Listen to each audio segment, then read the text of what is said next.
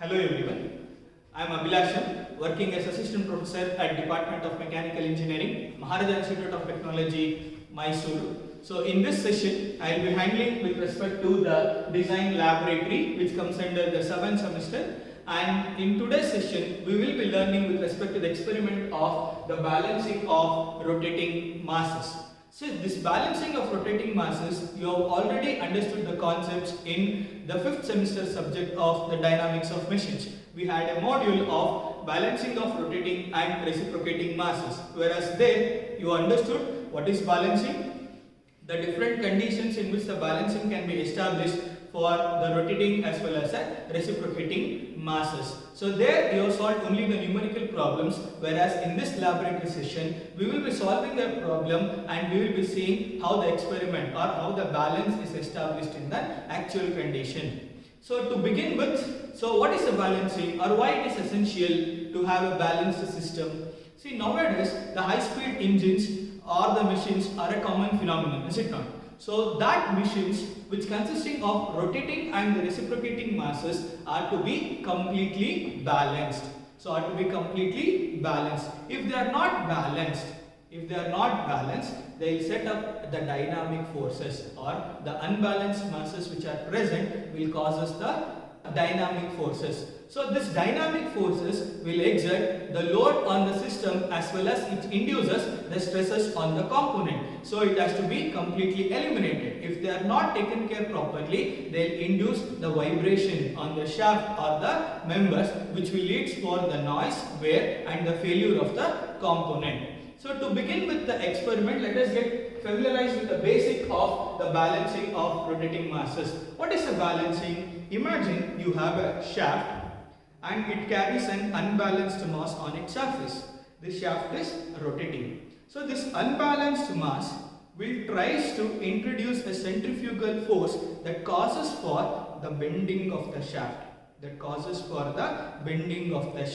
So this centrifugal force has to be eliminated. How to do that? So in order to balance this shaft, we will be providing an additional mass just opposite to that mass, so that it will counteract the effect of the unbalanced masses and the shaft will be maintained in the balanced condition. So the process of adding additional mass in order to counteract the effects of the unbalanced masses, it is called as the balancing.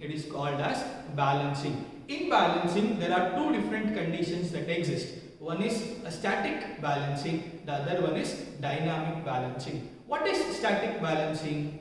The combined mass center should lies on the axis of rotation, no matter how many masses are acting. So all the center of masses should lie on the axis of rotation. In simple words, the sum of all the forces should be equal to 0. So these conditions will give us a static balanced condition, or we are going to state it as completely statically balanced. Then what is the other condition? The other condition is the dynamic balancing. Whenever the sum of all the forces that are acting is equal to 0 and the couple that is produced on the system is equal to 0, we are going to state that it is dynamically balanced. So under balancing, we have two different conditions that has to be satisfied. One is the static balance condition, the other one is the dynamic balance condition. If sum of all the forces acting is equals to 0, we are going to call it as statically balanced. If sum of all the forces and the couple acting are 0, then we are going to call it as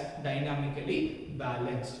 So what is the experiment that we are performing over here? The aim is to find out the radius of rotation and angular position of the balancing masses for complete dynamic balanced condition. So basically there are 4 different type of cases that you have studied in the subject of dynamics of machines. What are the 4 conditions? The first condition stated that balancing of single mass by another single mass on a same plane. So we have maintained a single mass balancing with the help of a same plane. The second case was balancing of single mass in 2 different planes, not on the same plane, it is on 2 different planes. The third condition was balancing of several masses that are lying on a same plane, The other condition was balancing of several masses in different plane conditions.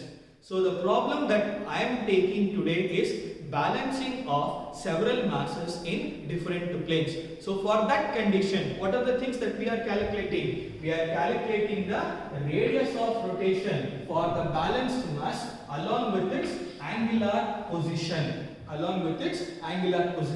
The problem is defined by us only, and this problem might vary in the examination. The examiner might change the question. So be careful, we are supposed to do theoretically first and then go for the experimentation. Then what are the apparatus that are required in order to perform the balancing experiment? First we should require the balancing equipment, which consists of the different type of masses, and we have a motor in order to make the shaft to rotate, over which the balancing masses are placed, and we have a dimmer in order to regulate the speed of it, and we have a protractor basically in order to measure the angular position of the masses that are placed on the shafts, and then we have a spanner in order to adjust the balancing masses. So these are the apparatus that is required. Then we are supposed to tabulate the reading, is it not? In theoretical also we used to do the tabular column formation. Similarly, we are supposed to do here also. So before coming for that, let us try to note down the problem that we are performing. So the problem states that a shaft carries 4 masses. And they are in parallel planes A, B and C and D. So there are 4 different masses in 4 different planes A, B, C and D. So the masses of equal magnitude of 0.1 kg. All the 4 masses are having an equal magnitude of 0.1 kg. The radii of rotation of the masses are 100, 90 and 90 millimeter respectively. So they have given the radius of rotation of the masses to be of 100, 90 and 90 millimeter respectively. The axial distance between the plane A and B. So they have given the axial distance between the plane and A and B is 800 millimeter. Between B and C is 70 millimeter, and between C and D is 50 millimeter. Find the angular position and radius of mass A. So here they are stating you are supposed to find the radius of mass A. Then what will be the value of these three respectively? 190 and 90 are with respect to the mass of B, C and the D. So how we are solving the problem with respect to the several masses on different planes? There are 2 approaches. One is an analytical approach, the other one is a graphical approach. So we will be solving with respect to the graphical approach. Just recall the steps what we are supposed to do. The first step is to draw the space diagram and the distance diagram. Is it not? The first step is to draw the space diagram and the distance diagram. What was the second step? The second step was to identify a reference plane, and corresponding to the reference plane, all other masses distance were measured. So corresponding to that reference plane of mass, all other distance masses were referred. So coming to the right side, it will be taken as positive, and for the left side, it would have been taken as a negative. So that was the second step. What is the next step? We are supposed to construct the couple polygon. The closing side of the polygon will give us the value of balanced couple. The closing side would have given us the balanced couple value. The next step was to draw the force polygon in order to obtain the balanced force. So this was generally done in the geometrical approach in order to solve the problems on different masses in different planes.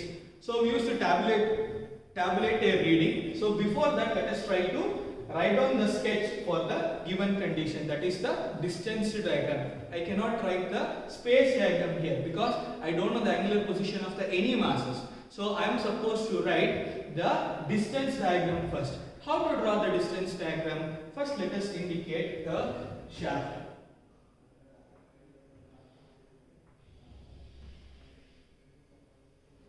Let us indicate the shaft, and all the mass, there are 4 different masses A, B, C and D, and all the masses are in a parallel plane. So first identify the masses.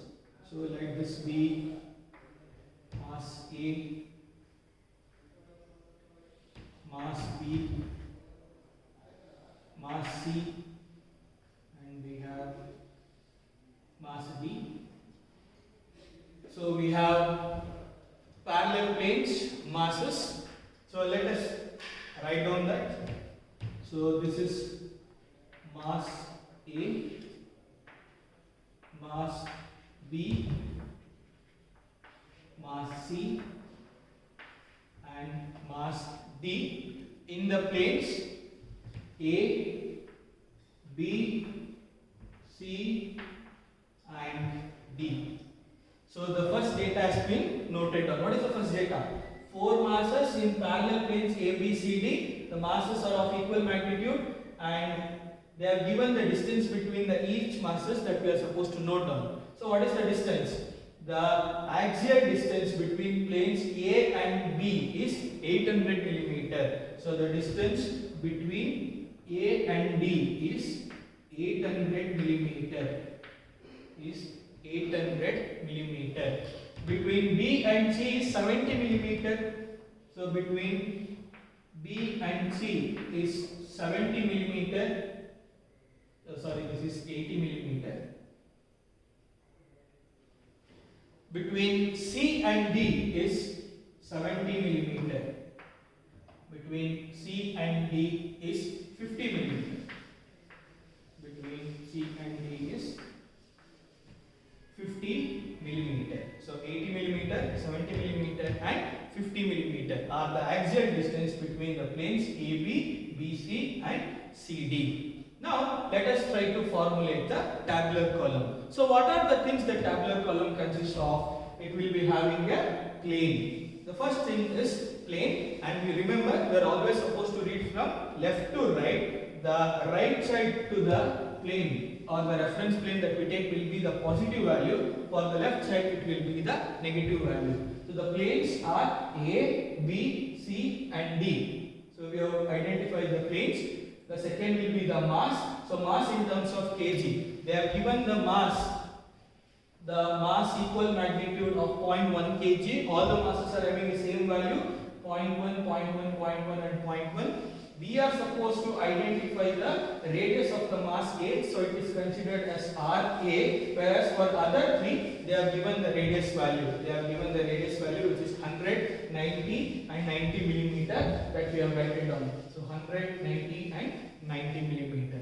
Now coming for the centrifugal force, the next column. How do we calculate the centrifugal force? The centrifugal force is given by mass into its radius. So mass we have 0.1 into radius is RA, so the value is 0.1 RA. Similarly for mass B, C and D. For mass B it is 0.1 into 100, the value is 10. For mass C it is 0.1 into 90, that is 9. For mass D 0.1 into 90, it is 9. So then, what is the next thing? I am supposed to identify a reference plane in order to proceed further, because if I choose B as a reference plane just by haphazardly, so what will happen? Again here I will have an unknown, here also it will be an unknown. I cannot construct either the couple polygon or the force polygon. So we are supposed to be careful while selecting the reference plane. So what is the reference plane I am choosing out of all the four? I will be selecting the plane A to be the reference plane. I will be choosing the plane A to be the reference plane. So with respect to the reference plane, the right hand side will be my positive side, the left hand side will be the negative side. Now I have chosen a reference plane. I have chosen the reference plane. With reference to the reference plane, what is the distance which is taken as L basically? So mass A itself is the reference plane. So the distance will be 0. Whereas mass B with reference to the reference plane is at a distance of how much? 80 millimeter. That we have written here, 80 millimeter. Similarly, for mass C is at a distance of how much? Is it 70? No, it is not 70. It is 80 plus 70. Together it is 150 millimeter. Together it is at 150 millimeter. Together it is at 150 millimeter. That is what we have written over. Then what is the other thing? Mass D with reference to the distance from reference plane. The mass D is here. So we are supposed to measure the total distance. We are supposed to measure the total distance. So 150 is from here to here plus 50 will give us the value of 200 millimeter. So mass D with reference to plane A is at a distance of 200 millimeter. Is at a distance of 200 millimeter. The next column in the tabular column is indicates as the couple. So couple is nothing but force into its perpendicular distance. Force into its distance. So 0.1 into RA into 0 gives us the value of 0. 10 into 80 is 800. 9 into 150 is 1350, and these values are in kg millimeter square. 9 into 200 is 1800. So the last column we have just written as a reference for the angular position. Generally, the tabular column will start from plane and it will end for couple for balancing of several masses in the different planes. We have tabulated all the readings. We are supposed to identify the radius of rotation and angular position of the mass A. These are the unknown. So how to begin with? We know that first we are supposed to construct the couple polygon. First we are supposed to construct the couple polygon. So for the construction of couple polygon, do I know the angles or the angular position of mass B, C and D? No. Looking at the values, we can clearly say that there are only 3 different values. So what type of polygon we can expect? We can expect the type of polygon to be of a triangle in nature basically. So mass B, mass C and mass D. Now let us try to begin to draw the couple polygon by taking mass B with as the reference plane. Mass B, or by assuming mass B is at an angle of 0 degree. It is at the horizontal position. So let us begin with the construction of a couple polygon, which is very essential. So couple polygon.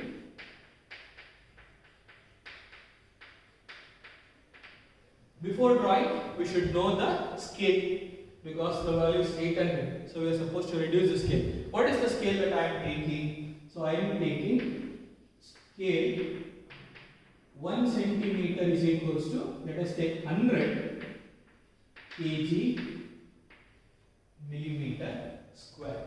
So to begin the construction, we have assumed that mass P is the reference or it is at the horizontal position at an angle of 0 degree. What is the magnitude? 800 is the magnitude of mass P. So what is the scale that we have assumed? 1 centimeter is equals to 100 kg millimeter square. So to begin with, we have a magnitude of D as 800 at an angle of 0 degree. So let us draw an horizontal line. Let us draw an horizontal line and identify the point which is O. Let us name it as A. What is the magnitude?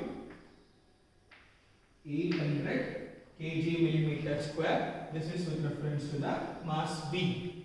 Then we have the mass C and D. We know that it is a triangle. So what we are supposed to do? We are supposed to find out an apex point. How to do that? Let us take the help of an arc method. So to do that, we have a mass C value as 1350 kg millimeter square and mass D value as 1800. So to begin with, let us assume we have taken the value of 1350 as the mass C couple value. The scale that we have reduced is 100 kg millimeter square. So let us measure 13.5 and take an arc.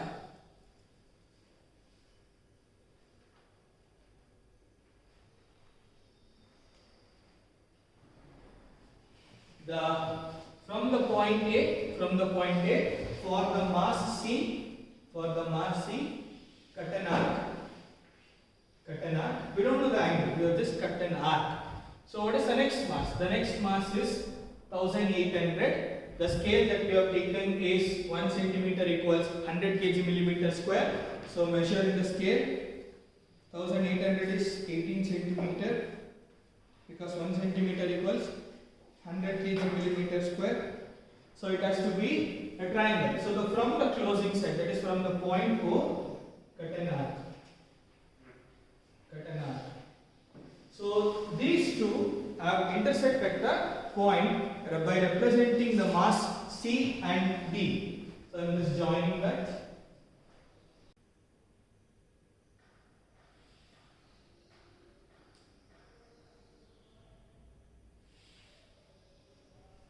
So let us call the point to be B, the apex point to be P. By measuring the angle with reference to the horizontal, we are going to get the angular position of the mass C. Similarly, at the point B, we are going to get the angular position of the mass D. So that is theta C is equals to how much and theta D is equals to how much. This represents the magnitude of 1350. This represents the magnitude of 1800. So it's a closed polygon, so we can clearly state that it is a balanced couple. So after measuring the value with respect to the horizontal position, we got the value of theta C of 75 degrees. 75 degrees. Similarly, the theta D value that we have obtained is 240 degrees. Now, we have obtained the values. Let's tabulate it here. The angular position of mass C is at an angle of 75 degrees and mass D is at 240 degrees. So we are done with the couple polygon and it is in balanced condition. Now let us draw the forced polygon because we know the angular position and magnitude of B, C and D. Now let us try to construct the forced polygon and identify the radius of rotation of mass A along with the angular position of the mass A. So to begin with, we have a B, C, D with known magnitude as well as an angular position. So let us take a scale as same 1 centimeter equals 1 kg meter itself. So to begin with the construction of a forced polygon, we have forced polygon. We are supposed to write the scale. Scale 1 centimeter equals 1 kg millimeter. So 1 kg millimeter. So to begin with, we have the mass B having a magnitude of 10 and what is the angular position? 0 degree. It's a reference one. So begin the construction. It is at how much distance? 10. So construct the 10.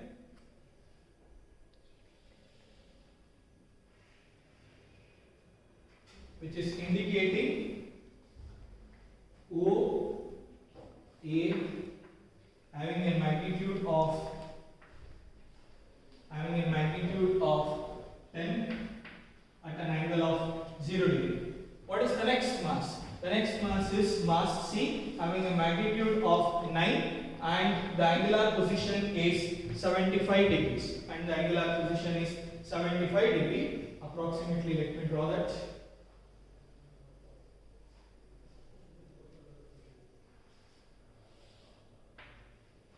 So this is angle is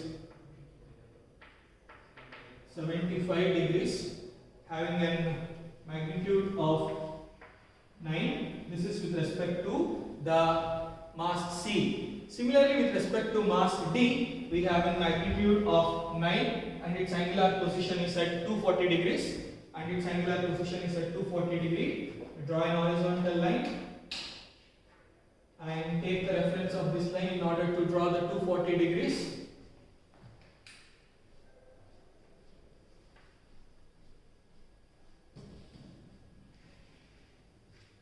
So identify the point to be B, and this will gives us theta B, angular position 240 degree having a magnitude of 9.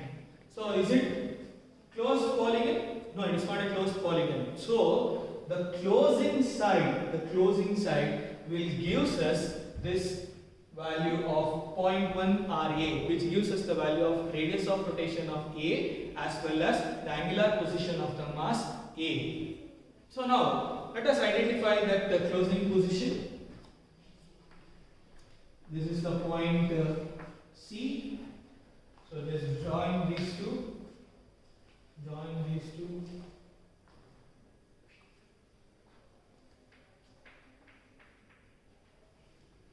So the balancing couple will be acting in the opposite direction basically.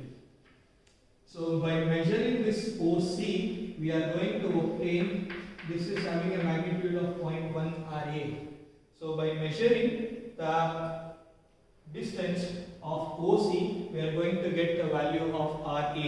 So how to do that? So measure OC, so scale OC equals 0.1 RA. So measuring this, we are going to obtain the distance to be of 7.2. So we use us the value of 0.1 RA. So RA will be 72 millimeters.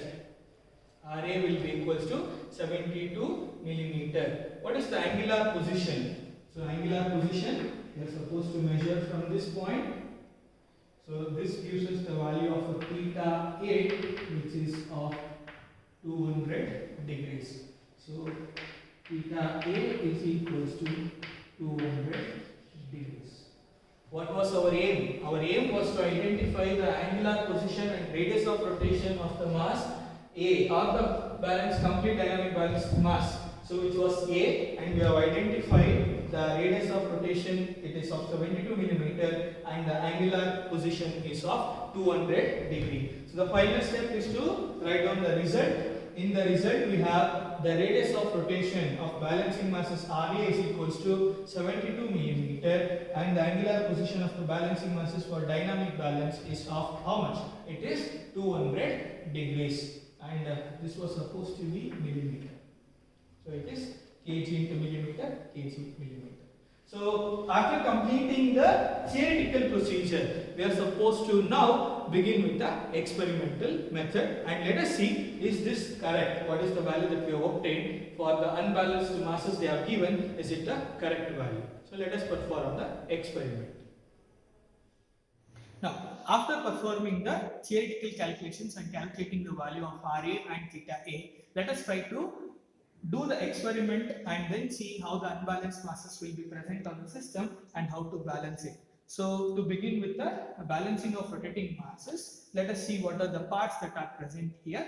So the apparatus basically required is the balancing equipment itself, the complete equipment of the balancing, that consisting of a shaft. You can see the shaft over which the masses, the planes are placed, These are basically called as planes. The disc type member, these are called the planes. That planes carries the masses. See, you can see the masses. First mass, second mass. We have another mass over here. We have each plane carries a mass. So, and then in order to rotate this shaft continuously, we have a pulley arrangement which is connected to the motor, and that motor speed is regulated with the help of a dimmer. In order to connect this with reference to the planes, we are supposed to make use of the spanners, and in order to fix the masses, we are supposed to make use of the align key. In order to measure the distance, we should make use of the measuring scale. So first, let us see whether the system is in the balanced condition or in the unbalanced condition. We don't know what condition it is. So I'm just coming, switch on the system and turn on the dimmer. Just give the speed for the shaft to rotate. And you can see how it is unbalanced.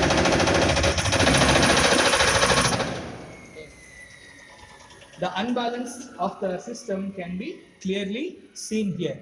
Now, the masses are to be placed properly according to our calculations, and then it has to be check whether the system is in balanced condition or not. So now let us begin with the balancing of the system. So we have a planes A, B, C and D. You can name it otherwise also. A, B, C, D. But I am taking from this order from left to right. So it is A, B, C and D. What are the things that we are supposed to check first? First, we are not supposed to check whether these two planes are at the distance that they have specified. So how to check that? So just take the scale. From A to B, we should have a distance of 80 millimeter. Now it is exactly at 80 millimeter. Now it is exactly at 80 millimeter. From B to C, it is of 70 millimeter. It is exactly at the 70 millimeter. And then from C to D, it is supposed to be 50 millimeter, but here it is 100 millimeter. So what we are supposed to do? So we are supposed to change this distance and make it as 50 millimeter. How to do that? With the help of the setter. Just bring the setter and place it just place it near the mass, and while rotating the plane we will get a point where it will lock the plane at that position. So after locking the plane in that position, just loose the plane so that it can be moved from the distance. So this now on the shaft, this plane can be moved in the distance. See, now you can move this. So what is the distance it has to be placed? It has to be placed at a distance of 50 millimeter. So move it unless it reaches a distance of 50 millimeter. Now it is exactly at the 50 millimeter. Now what we can do is fix at this particular position. Fix the plane at this particular position. Similarly, if there is any distance inequality between the planes, we are supposed to do the same procedure. So just check once again the distance between 80, 70 and then 50 millimeter. Now the planes are placed at the distance. What we are supposed to check next? Whether the masses that are present on the planes are at a proper distance. Basically the radius of rotation of masses from the shaft. This entire disc is having the radius is 100 millimeter. The distance is 100 millimeter. We are supposed to check whether it is placed at the proper position. The mass A is at a distance of how much? Radius of 72 millimeter. That we obtained after performing the calculation. Let us check. Rather than coming, we know the total distance of 100 millimeter. Just check from the top end whether it is at 28 millimeter. So we can see the value is at 28 millimeter. So it is fixed at. Similarly, we are supposed to check the mass B is at a radius of 100. It is at the extreme end. It is fixed. Similarly, the mass C, it is at the extreme end. It is also fixed. The mass D is not at the position. So it has to be also placed for the radius of 90 millimeter. Sorry, the mass C and D are at 90 millimeter. We are supposed to check whether D is at 90. No, it is not at 90. So then what we are supposed to do? We are supposed to change the mass move the mass for 90 millimeter. So just take the reference of 10 millimeter.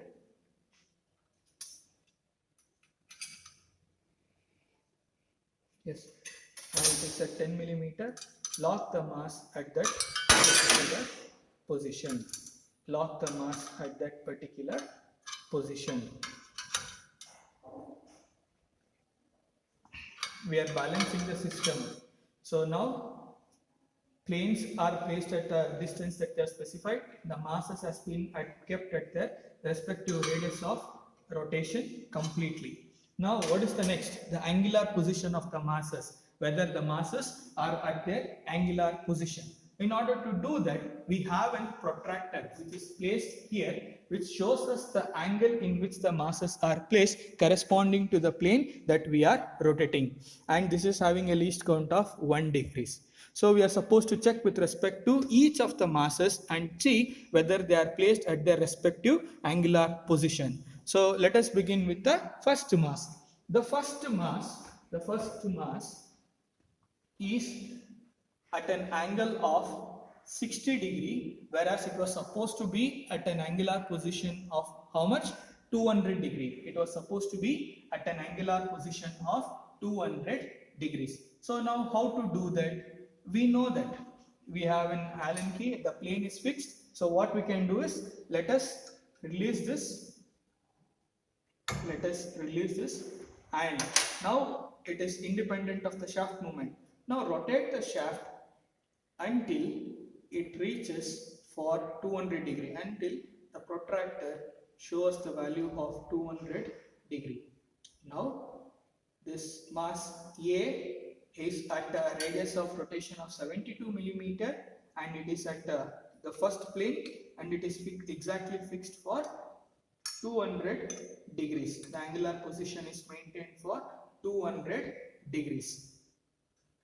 Now similarly we are supposed to check for the next mass. The next mass is B and the B angular position is 0 degrees. Now is it at 0 degrees? Yes, it is exactly at the 0 degrees. Similarly we are supposed to check for the mass D and C and D. Once all the masses are in their respective position with their angular position and their radius of rotation, it states that according to the theoretical approach, this system is in balanced. Now we have made all the changes in the system. Let us see whether the system it is balanced. You have already understood how the unbalanced condition was there when the masses were distributed randomly. Now we have completely balanced the system. Let us see whether the system is completely balanced or not. So the setter has to be kept at the first end itself. So let us see whether the system is balanced or not.